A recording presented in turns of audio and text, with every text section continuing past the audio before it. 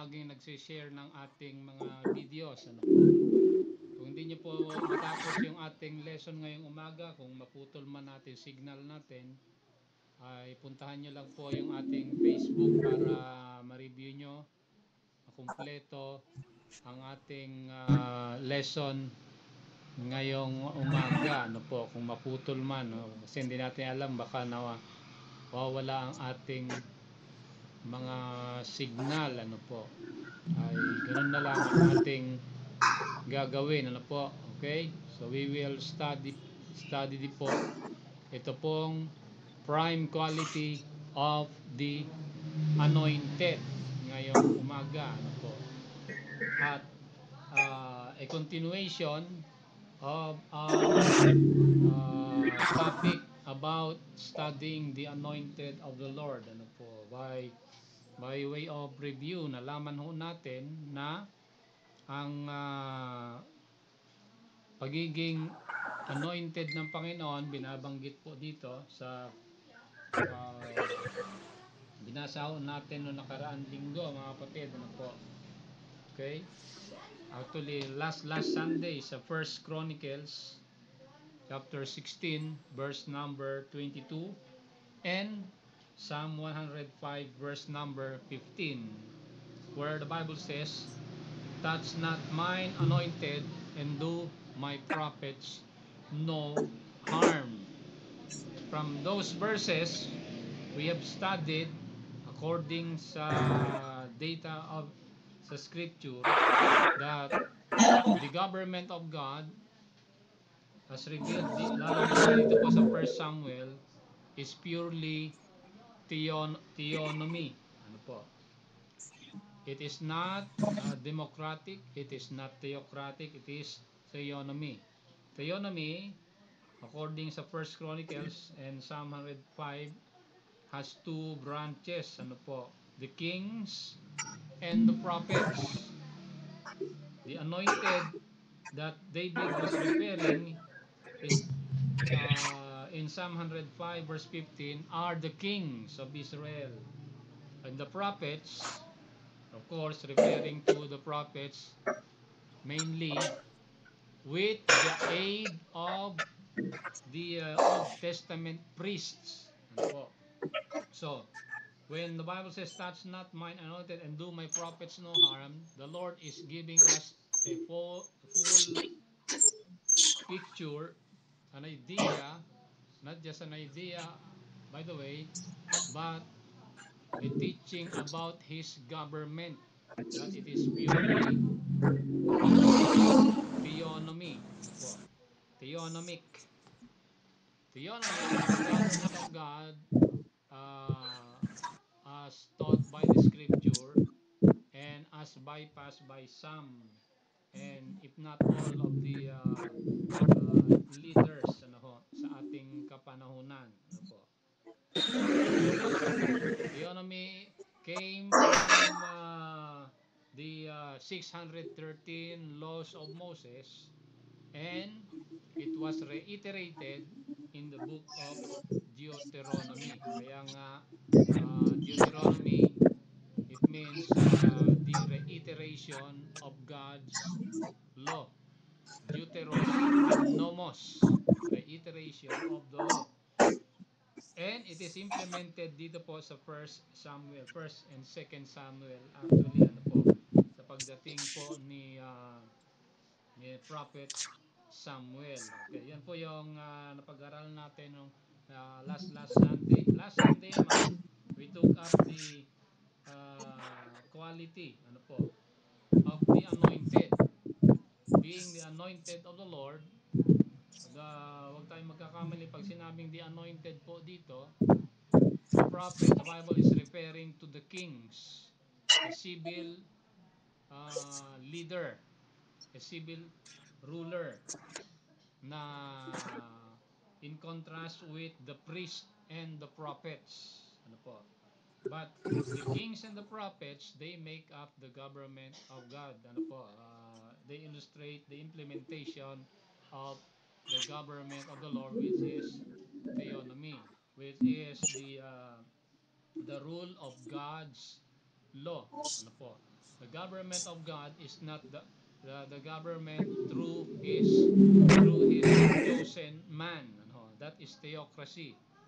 But theonomy is the government of God through his laws. Alam mo na natin, in the Old Testament there are 613 laws of Moses. Ano po? So the implementation of such law teaches us theonomy, mga kapatid. Ano po? So last Sunday, the quality of the anointed is he is always seeking for the weightier matter of the law. Yan yung napag-aralan natin noong nakaraang linggo. So ngayong umaga, we will study itong part 3 ano po of the topic, the prime quality of the anointed. Ano ba ang number one quality ng anointed of the Lord? Yan ang malalaman natin ngayong umaga, mga kapatid. Dahil na kailangan mapag-aralan natin to dahil meron pong tinatawag na principles po dito na dapat obserbahan ng bawat Kristiyano, mga kapatid. Ano po? Okay? So, puntahan nun natin itong topic na to na tinawag nating na ito, the prime quality of the anointed. Ano ba ang prime quality ng pinili ng Panginoon? Ano po? Or ano ba ang number one qualification, pag sinabi natin qualification ng pinili ng Panginoon? Ano po? So, titingnan natin kung matatapos natin to ngayong umaga o hindi, ano po. But anyway, bago natin puntahan yung mga verses na ito, kung kayo po ay naka-online, meron po akong i-share na video at panoorin muna natin to dahil ito ay may kinalaman ito sa ating topic ngayong umaga, ano po. Okay? So i-share muna natin para makita nyo ano po sa mga nasa sa messenger or naka-online, ano po. At i-share ho natin. Dali lang po, ha. At i-share natin yung videos ho natin. Okay, kung makita ko dito yung entire screen natin, ano po. Saan na ba yung entire screen natin dito? Meron tayong video na dapat makita, ano po. Okay. Entire screen. Yan. Ito tayo, ha. Mag-message kayo kung walang audio dahil na kailangan marinig natin ito. Okay, naka-ready na. Saan na yung videos natin? Share natin yung videos natin. Yan. Okay, so pakinggan natin, ha. Tingnan natin kung ano itong videos na to bago natin puntahan yung mga verses na mahalaga.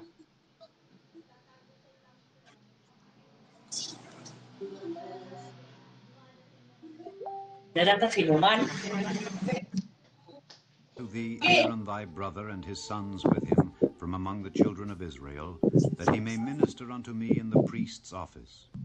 And thou shalt make holy garments for Aaron thy brother for glory and for beauty. And these are the garments which they shall make: a breastplate and an ephod and a robe and a broidered coat, a mitre and a girdle. And they shall make holy garments for Aaron thy brother and his sons, that he may minister unto me in the priest's office. And they shall make the ephod of gold, of blue, and of purple, of of scarlet and fine twined linen with cunning work. It shall have the 2 shoulder pieces thereof joined at the 2 edges thereof, and so it shall be joined together. And the curious girdle of the ephod which is upon it shall be of the same, according to the work thereof, even of gold, of blue and purple and scarlet and fine twined linen. And thou shalt take 2 onyx stones, and grave on them the names of the children of Israel, 6 of their names on one stone, and the other 6 names of the rest on the other stone, according to their birth. With the work of an engraver in stone, like the engravings of a signet, shalt thou engrave the 2 stones with the names of the children of Israel. Thou shalt make them to be set in ouches of gold. And thou shalt put the 2 stones upon the shoulders of the ephod for stones of memorial unto the children of Israel. And Aaron shall bear their names before the Lord upon his 2 shoulders for a memorial. And thou shalt make ouches of gold, and 2 chains of pure gold at the ends. Of wreathen work shalt thou make them, and fasten the wreathen chains to the ouches. And thou shalt make the breastplate of judgment with cunning work. After the work of the ephod thou shalt make it, of gold, of blue, and of purple, and of scarlet, and of fine twined linen shalt thou make it. 4 square it shall be, being doubled. A span shall be the length thereof, and a span shall be the breadth thereof. And thou shalt set in it settings of stones, even 4 rows of stones. The first row shall be a sardius, a topaz, and a carbuncle. This shall be the first row. And the second row shall be an emerald, a sapphire, and a diamond. And the third row a ligure, an agate, and an amethyst. And the 4th row a beryl, and an onyx, and a jasper. They shall be set in gold in their enclosings.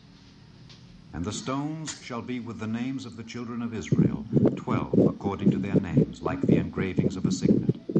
Every one with his name shall they be according to the 12 tribes. And thou shalt make upon the breastplate chains at the ends of wreathen work of pure gold. And thou shalt make upon the breastplate 2 rings of gold, and shalt put the 2 rings on the 2 ends of the breastplate. And thou shalt put the 2 wreathen chains of gold in the 2 rings which are on the ends of the breastplate. And the other 2 ends of the 2 wreathen chains thou shalt fasten in the 2 ouches, and put them on the shoulder pieces of the ephod before it. And thou shalt make 2 rings of gold, and thou shalt put them upon the 2 ends of the breastplate in the border thereof, which is in the side of the ephod inward. And 2 other rings of gold thou shalt make, and shalt put them on the 2 sides of the ephod underneath, toward the forepart thereof, over against the other coupling thereof, above the curious girdle of the ephod. And they shall bind the breastplate by the rings thereof unto the rings of the ephod with a lace of blue, that it may be above the curious girdle of the ephod, and that the breastplate be not loosed from the ephod. And Aaron shall bear the names of the children of Israel in the breastplate of judgment upon his heart, when he goeth in unto the holy place, for a memorial before the Lord continually. And thou shalt put in the breastplate of judgment the Urim and the Thummim, and they shall be upon Aaron's heart when he goeth in before the Lord. And Aaron shall bear the judgment of the children of Israel upon his heart before the Lord continually. And thou shalt make the robe of the ephod all of blue, and there shall be an hole in the top of it in the midst thereof. It shall have a binding of woven work round about the whole of it, as it were the whole of an habergeon, that it be not rent. And beneath upon the hem of it thou shalt make pomegranates of blue, and of purple, and of scarlet round about the hem thereof, and bells of gold between them round about, a golden bell and a pomegranate, a golden bell and a pomegranate upon the hem of the robe round about.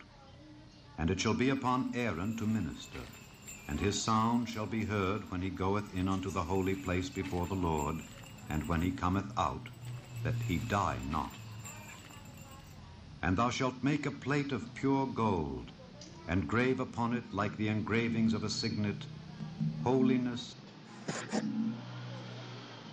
Okay, yan po yung videos na about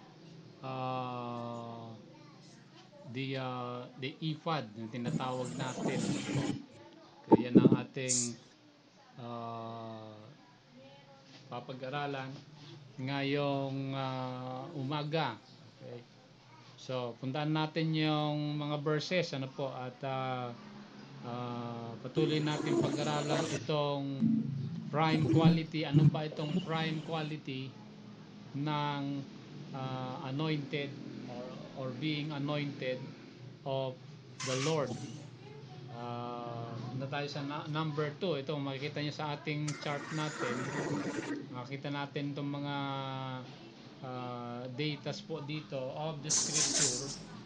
Ano po, being the anointed of the Lord ay meron pong pangunguna ng salita ng Panginoon. Kung paano, yan po ang ating mapapag-aralan ngayong umaga. So, patuloy kayong subaybay sa atin. Ano po, kung uli, ito ay just a reminder, kung maputol man ito, ay pumunta lang po kayo sa ating channel para po masubaybayan nyo ng maayos yung ating mapapag-aralan, mga kapatid. Okay, so puntahan natin itong second quality, ano po, being the anointed of the Lord. Makita po natin diyan, ano po, sa ating chart. Okay? Second quality, yung first quality ng being anointed of the Lord ay always seeking for the weightier matter of the law. Ayan, yung pag-aral natin last Sunday. Ano po? Okay, ngayon pupuntahan natin itong pangalawang aspeto ng ano natin, ng topic po natin. Ano po? Itong tinatawag na always inquiring of the Lord. Ano po? Yan yung another quality when it comes to itong tinatawag na prime quality of the anointed. Ano po? Okay? So, punta natin itong mga verses po na at sana matapos natin ngayong umaga, mga kapatid. Ano po? Okay. So, tingnan natin, kahit sino man ang actually dito sa verse na mabasa natin, ang anointed of the Lord dito is si King Saul, and mapupuntahan din natin si okay, itong dalawang civil ruler na ito ay mapapag-aralan natin yung qualities nila, mga kapatid. Anointed or pinili ka ng Diyos. Dapat bilang pinili ka ng Panginoon. Yan ang ating mapapag-aralan ngayong umaga. So may mga verses po na pupuntahan natin quickly. Ano po? Itong being anointed of the Lord, we are always in inquiring of the Lord. Ano po? Ito yung New Testament term niyan is always praying. Ano po? Tinatawag, sinasabi ni Apostle Paul na lifting up holy hands in prayer or pray without ceasing. Ito po yon in the Old Testament way of praying, itong always inquiring of the Lord. Paano ba ang isang anointed of the Lord nakikipag-usap sa Panginoon? Po, pakinggan natin dahil ito ay meron pong kinalaman sa pananalangin natin. Pag ang isang Kristiyano ay nananalangin sa Panginoon, ganito dapat ang quality na meron tayo. Ano po? Okay, so we will go from Saul to David and from David to Saul. Itong mga verses na pupuntahan natin para malaman natin yung exact teaching of the scripture. Ano po? Dito po sa 1 Samuel chapter 9 verse number 9, makikita ho natin, ano po, basahin ko po itong 1 Samuel makita nyo naman sa screen natin ito. Ano po, huwag na natin i-project yung Bible dahil magtatagal tayo sa 1 Samuel 9 verse number 9. Babasahin ko po ang sabi, before time in Israel, when a man went to inquire of God. Ayan. When a man would inquire of the Lord. Ano sabi po ng Panginoon? Ano po ang gagawin ng taong ito? Sabi sa 1 Samuel 9:9. Come, let us go to the seer. Ayan, seer. For he that is now called a prophet was before time called a seer. So, yan. Noong, ang unang pangalan daw ng prophet, ng seer, I'm sorry, was the prophet. Balik-baliktad na tayo. Ang unang tawag sa prophet noon is seer. Sabi diyan sa 1 Samuel 9:9. At kung ang tao po ay makipag-usap daw sa Panginoon, ay kinakausap nila yung seer or yung prophet. Sabi diyan sa 1 Samuel 9 verse number 9. And kung pupuntahan naman natin itong 1 Samuel 22 verse 5, ganito naman ang sinasabi, 22 verse number 5. And the prophet God said unto David. Okay? So ito, sa buhay, sa pagiging hari o pagiging anointed ni David, nagkaroon siya ng tatlong prophet na gumagabay sa kanya. Okay, being a civil ruler, being an anointed of God, ay pinapangunahan siya ng tatlong propeta sa pagiging hari niya. So ito, mabasa natin una, was the prophet God. Sabi diyan sa 1 Samuel 22 verse number 5. Na sinang-ayunan din dito po sa 2 Samuel 24:11 na ganito ang sinasabi, mga kapatid. Okay, basahin ko. For when David was up in the morning, the word of the Lord came unto the prophet God, David's seer. Ayan, so maliwanag po. So, kung gustong makipag-usap si David sa Panginoon, or vice versa, okay, kung gustong kausapin ng Panginoon si David, ay ang kanilang medium of communication ay yung prophet. So dito ma-establish natin that the government of God in 1 Samuel and in 2 Samuel in the Old Testament is theonomy. Na kung saan ginagabayan yung civil ruler, which is the king, sa katauhan ni David and Saul, pinapapagawa ng Panginoon sa pamamagitan ng propeta or seer in the person of God naman dito sa so yan ang unang prophet sa buhay David. At kung pupuntahan natin itong First Chronicles, ganito naman ang sinasabi para magkaroon tayo ng complete idea sa First Chronicles chapter 29 verse number 24 ba yan? 24 or 29?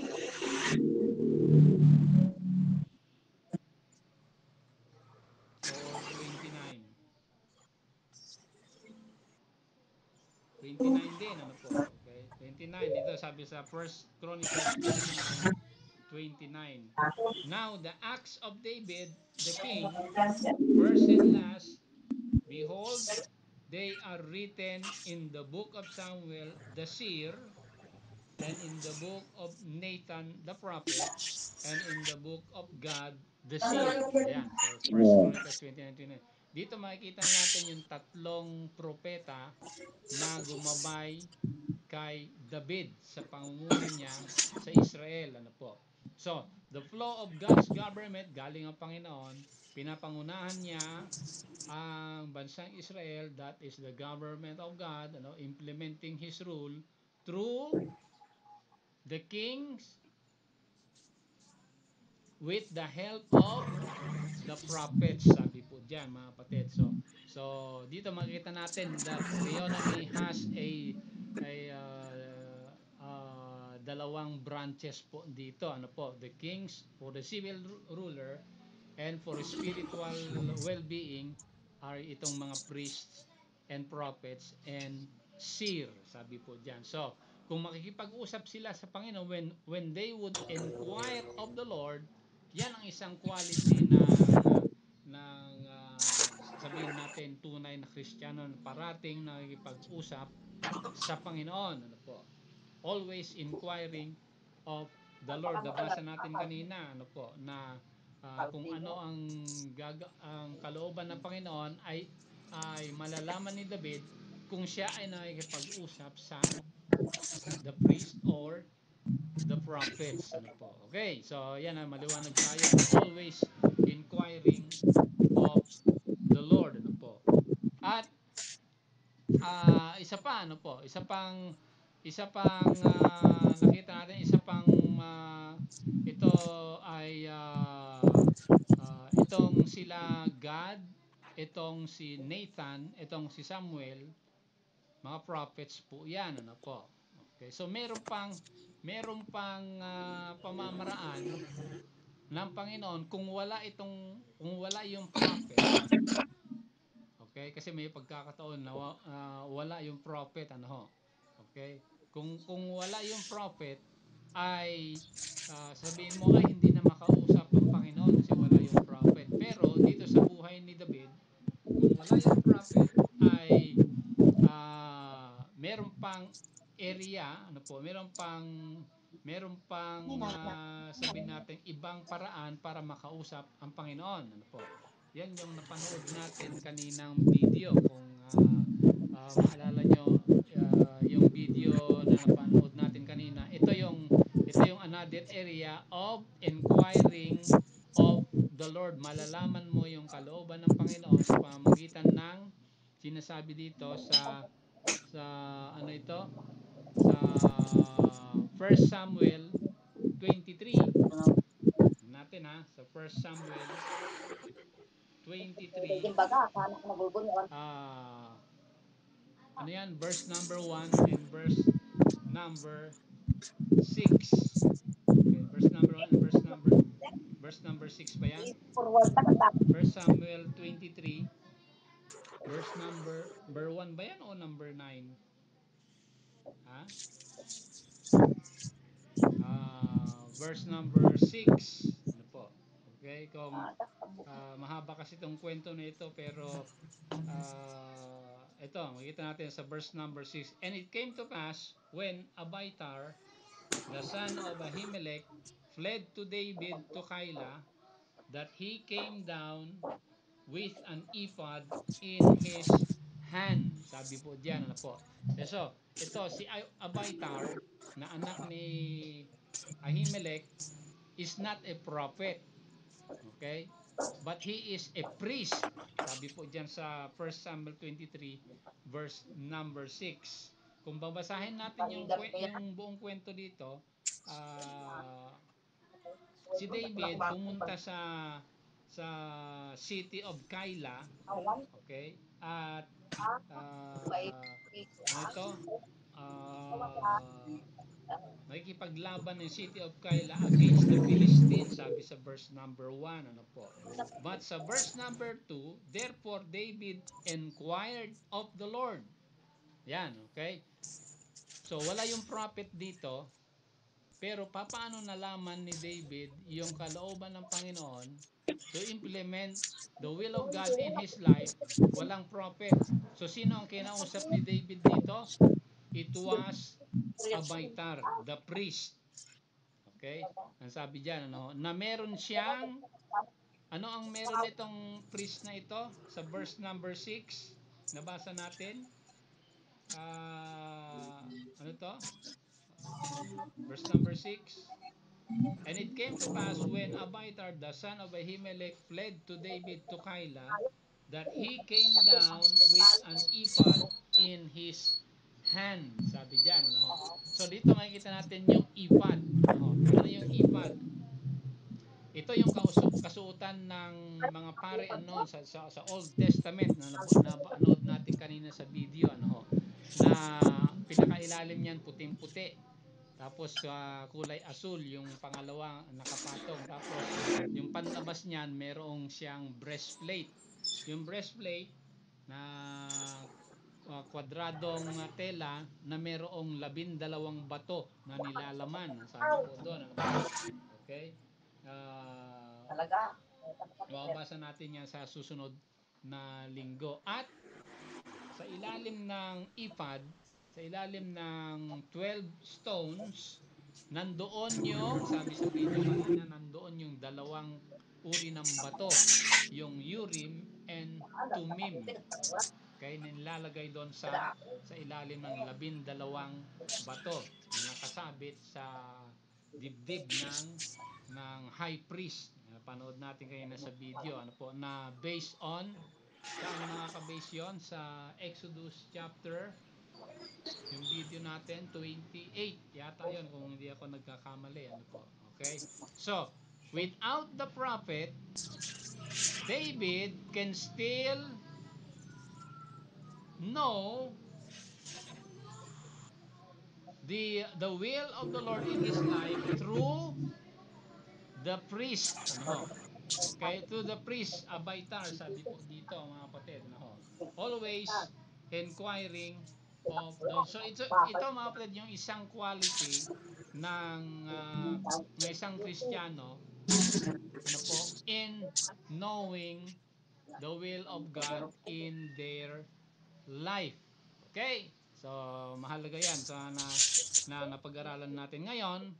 Uh, Dahan-dahan natin itong mga verses na ito na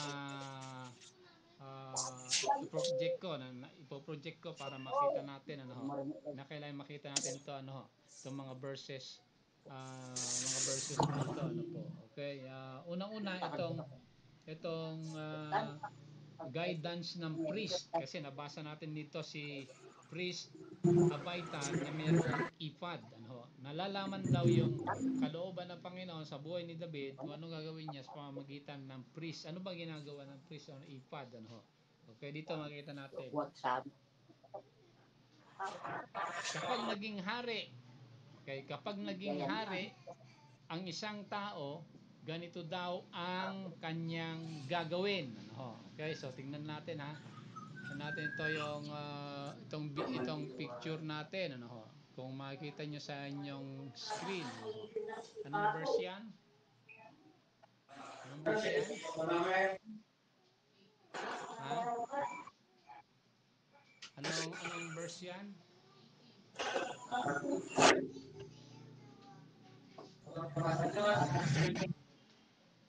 Deuteronomy 17:18. Sabi diyan, di ba mga kapatid? Sa Deuteronomy 17:18. Ano ang sinasabi diyan? Okay? Diyan, makikita natin. It shall be when he seated upon the throne of his kingdom. Oh, again, so dito makita natin ito yung alituntunin ng Panginoon sa pagiging civil leader niya, ano. Okay, sa pagiging civil leader niya, sabi diyan. Deuteronomy 17:18, ano, okay? It shall be when he seated upon the throne of his kingdom that, anong gagawin niya?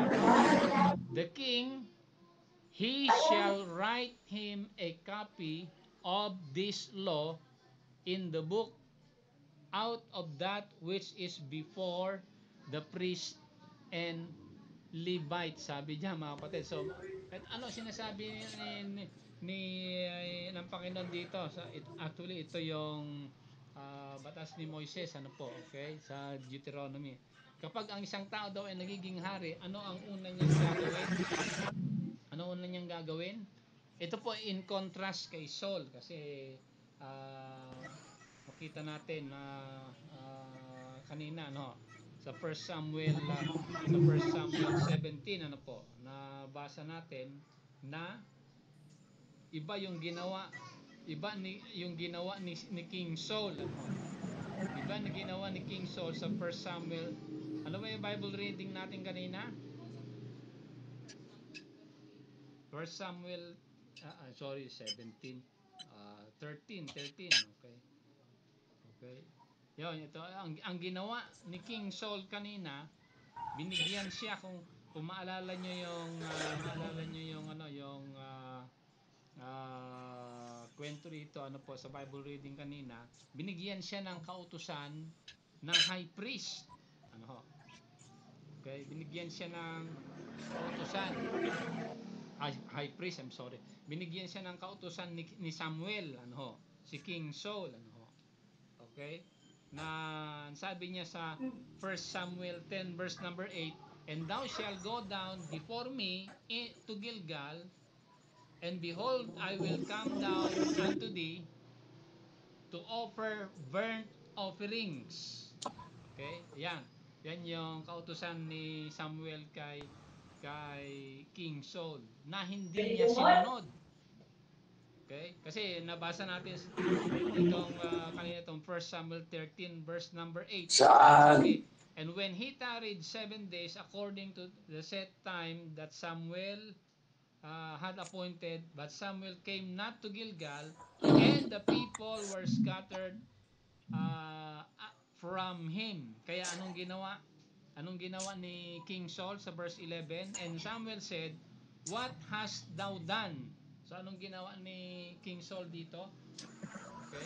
Ang kautusan ni Samuel, pumunta ka doon sa lugar sa Gilgal, hintayin mo ako doon sa loob ng 1 linggo. Sabi niya, ano? Okay?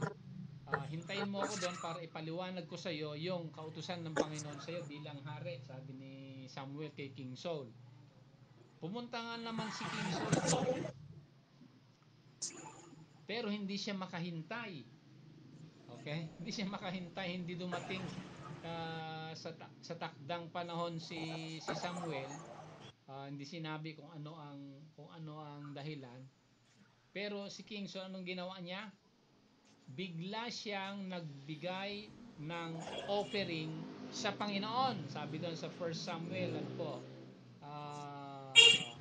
Ano 'yon? Verse number ano to? Yung verse number 8. Ano po? Okay? Kaya ang sabi ni Samuel sa kanya sa verse number 11 sa 1 Samuel 13 verse 11, "Ano itong ginawa mo? Bakit nagbigay ka ng offering?" Mali iyan, sabi ni Samuel. Wala kang karapatan na magbigay ng offering sa Panginoon kasi ikaw ay isang hari. Okay? Ikaw ay isang hari. Hindi mo yan trabaho. Okay? Hindi mo yan trabaho, sabi po ni Samuel, ano ho. So dito makita natin clearly that the king is in conflict with the prophet and with the priest. Na kung saan nalalaman ng hari, ng civil ruler yung kalooban ng Panginoon sa pamamagitan ng prophet and priest. Pero hindi niya sinunod yung kautusan ng prophet. Okay? Yan ang ginawa ni King Saul. Okay? Na labag naman sa kautusan ni Moises sa Deuteronomy 17 verse number 18, and sabi doon, "It shall be when thou sittest upon the throne of his kingdom, that he shall write a copy of this law of the book out of that which is before the priest and the Levites." Ano ibig sabihin dito? Kapag yung isang tao ay maging hari, ay dapat kokopyahin niya, meron siyang sariling kopya sa batas ng Panginoon. Ano? Sabi diyan. So, ibig sabihin, bilang hari, ay dapat alam niya yung kautusan ng Panginoon. At ito ay hindi ginawa ni King Saul. Hindi niya alam yung kautusan ng Panginoon eh. Nagmamadali siya. Okay? Wala yung pari dito. Sabi niya, wala yung propeta na magbibigay ng offering. Ako na lang magbibigay ng offering na hindi dapat. Okay? Ikaw lang ay isang civil leader. Ikaw lang ay isang hari. Hindi mo dapat panghimasukan yung trabaho ng propeta or ng priest. Okay? Yan ay maliwanag sa Deuteronomy 17 verse number 18 mga kapatid. Ano po? So yan ang kinakailangan malaman po natin. Isa pang verse na pupuntahan natin po. Okay, ito ay isang quality ng pagiging hari ng bansang Israel ng pagiging anointed. If you are an anointed of the Lord, you ought to have a copy of the law of Moses. Sabi diyan ano, sa Deuteronomy 17. Ano, okay? You ought to have a copy. Isusulat mo. Hindi sapat na ikaw ay babasahin mo.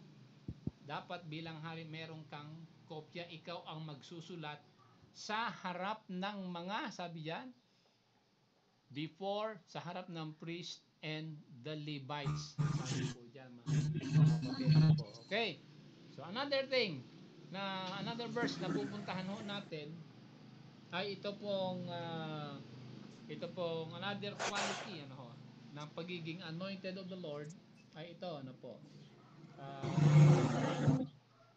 Una, meron siyang kopya ng batas ng Panginoon, and pangalawa, ito to.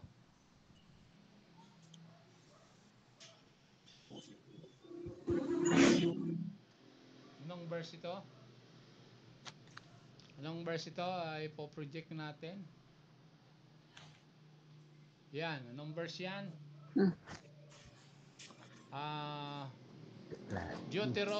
Deuteronomy, ano ba yan? 17.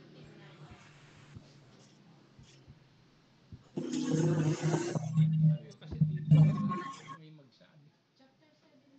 Deuteronomy 17 verse number 9 mga kapatid. Ano naman sinasabi diyan sa Deuteronomy 17 verse number 9? And thou shalt come unto the priests and Levites and unto the judge that shall be in those days, and inquire, and they shall show thee the sentence of ano yan?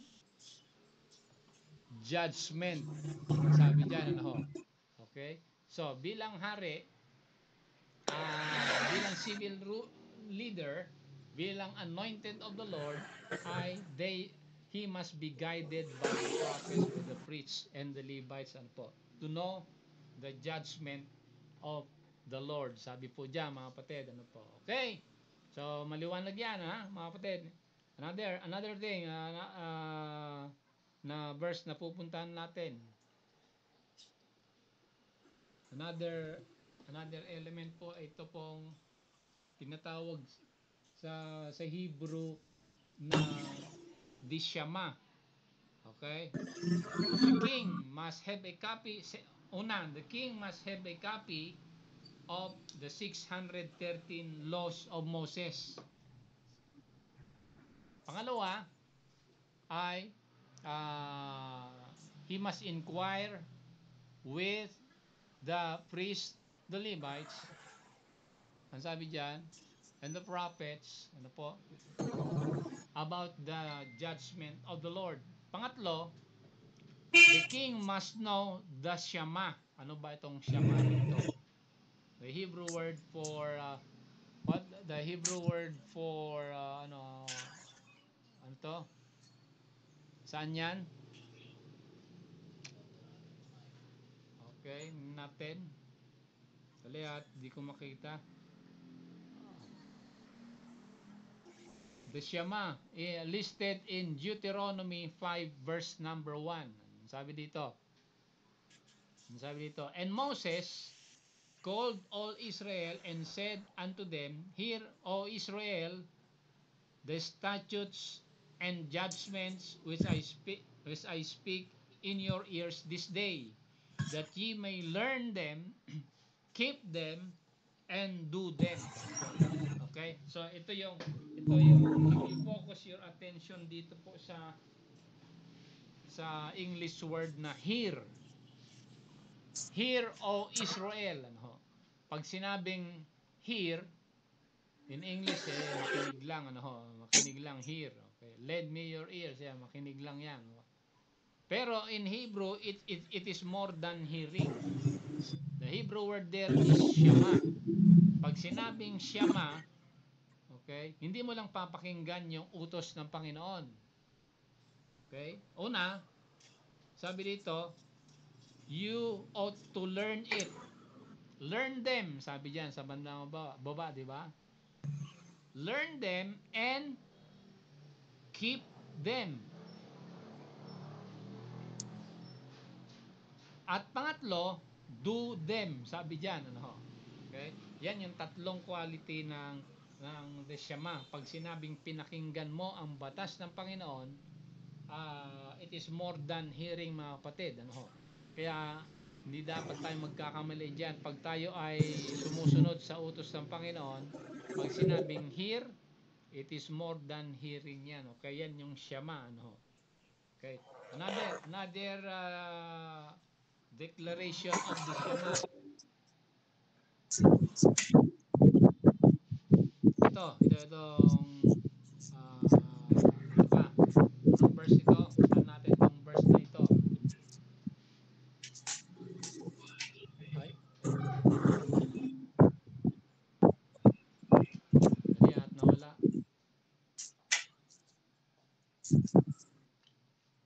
Yan. Okay, ano ito? Deuteronomy chapter 6. Ano po? Okay, ano sabi sa Deuteronomy chapter 6? Palakayan natin. Ayan. Oh, ang sabi, and these words which I command thee this day shall be in thine heart. Okay, so ito yung another explanation of the Shama. Hindi mo lang papakinggan pag sinabing, hear, O Israel, the commandments of the Lord. Pag sinabing hear or Shama, ay nalaman natin kanina, ano po, at it shall be in thine heart. Thou shalt teach them diligently to thy children. Speak, talk of them when thou sittest in thine house, and when thou walkest by the way, and when thou liest down, and when thou risest up. Thou shalt bind them for a sign upon thine hand, and they shall be as frontlets between thine eyes. Sabi dyan, ano ho? So another declaration of the Shama. Okay? Isa pa, itong number 2 yan, di ba? Another thing. Okay ba? Number 2 ba yun? Ay, no. Ano? Ha? Yan, ano to?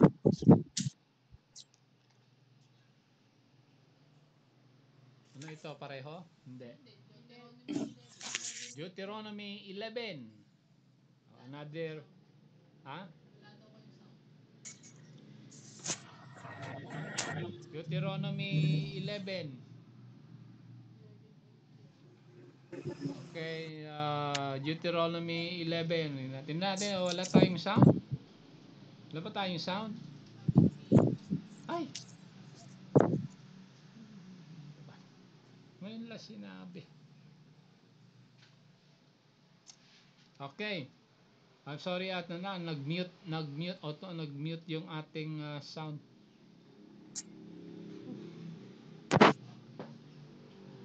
Di bale, panoorin nyo na lang po yung complete video natin sa Facebook para makakuha nyo yung message natin. Napuputol ang sound natin. Another declaration of the Shema sa Deuteronomy 11 verse number 18. Therefore shall ye lay up these my words in your heart and in your soul, Bind them for a sign upon your hand, that they may be as frontlets between your eyes.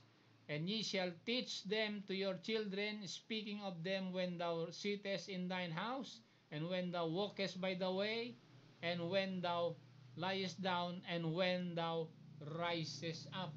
Sabi dyan, ano po, mga kapatid. Okay, so maliwanag yan, ano pa? Another declaration of the Shema. Tapos na po tayo. 1, 2.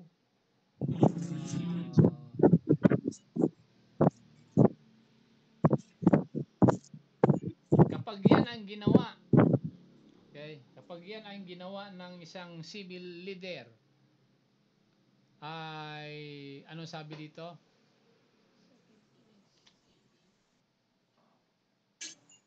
Okay, sa 2 Kings, the 2 Kings 18, verse number 4, okay?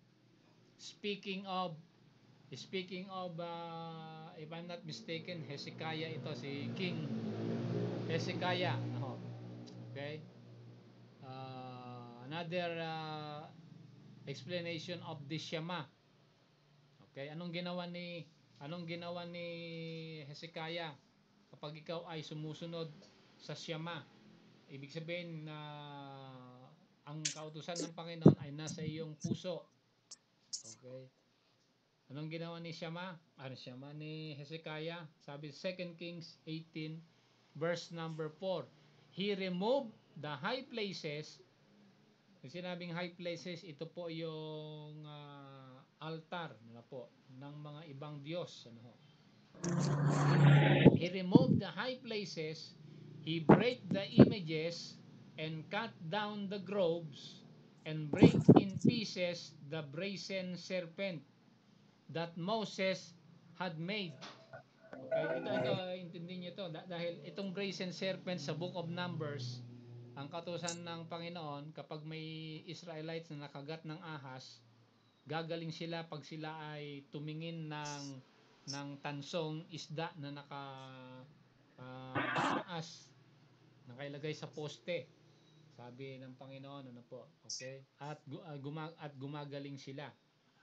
Mula doon kay Moises hanggang dito kay King Hezekiah, ang ginagawa ng bansang Israel ay sinasamba na nila yung brazen serpent, yung imahe ng ulupong, okay? Sinasamba nila. Okay, niluluhuran na hindi dapat. Kaya ang ginawa ni King Hezekiah, sinira niya yung brazen serpent. Sabi diyan, kasi hindi dapat sambahin yan eh. Okay, yan ay gawa lang ng kamay, hindi dapat sambahin, sabi ni Hezekiah. Yan ay labag sa Panginoon. That Moses had made. For unto those days in the children of Israel did burn incense into it, and he called it Nehustan. Nehustan is the Hebrew word for copper. Okay, copper yan, copper. Or the brazen serpent. Yan ang ginawa ni Hezekiah. Okay, he obeyed the Lord. He obeyed the Lord wholeheartedly. Nagkaroon siya ng tinatawag na asan na ba yun isa? Nagkaroon siya ng tinatawag na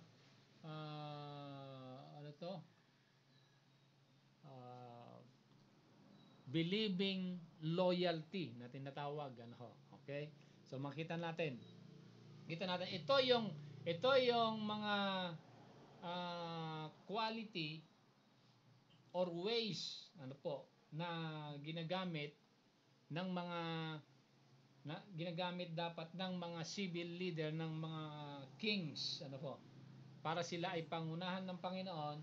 Sila dapat ay nakikipag-usap sa prophet, the priest, the seer, the Levites, sabi diyan, at pinakamahalaga, meron silang kopya. Asan na ba yung kopya nila? Yun na ba yung kopya? Meron silang kopya ng a copy. Okay? Nasaan na ba yung a copy of the commandments? Nasaan na yung copy of the commandments? Ha? Yan ba yun? Anong verse yan? Deuteronomy? Ito. Balikan natin. Anong sabi dito? Ha?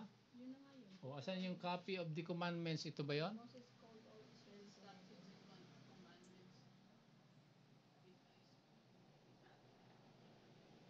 Ha? Then the copy of the commandments, di ko makita. Copy of the commandments.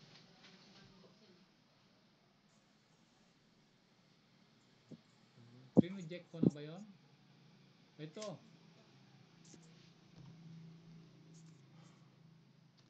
Okay. So magtatapos natin. Review natin to. Anong sabi dyan?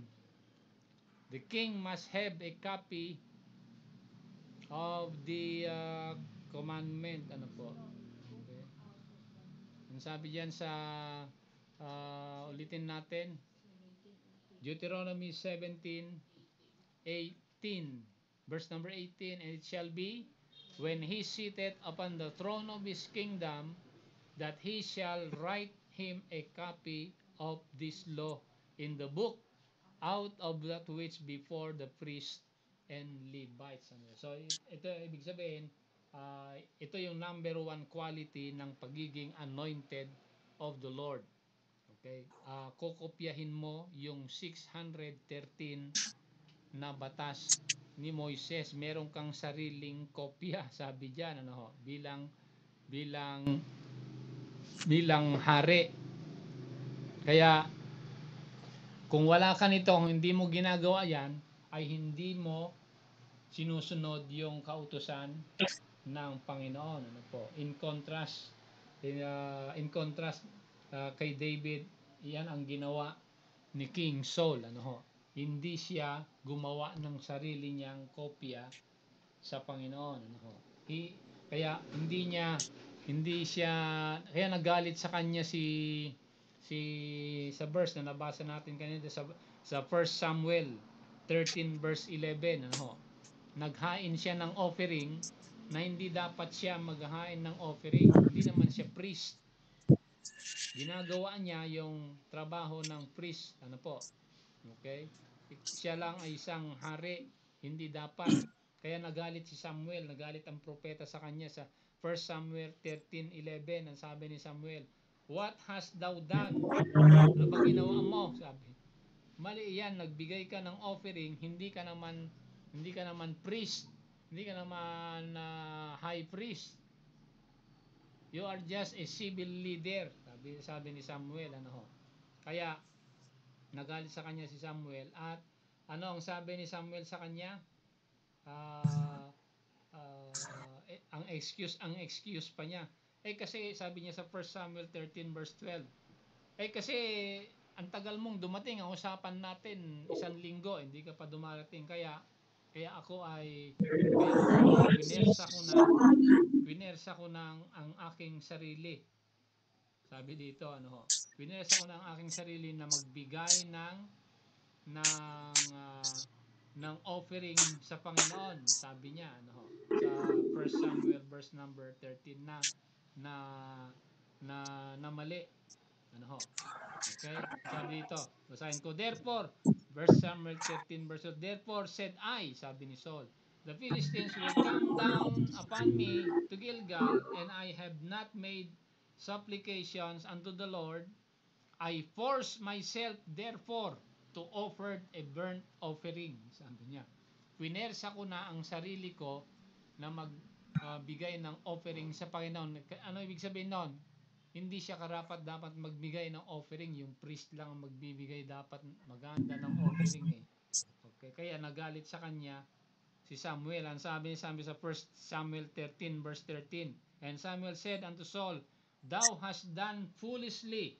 Thou hast not kept the commandments of the Lord thy God, which he commanded thee.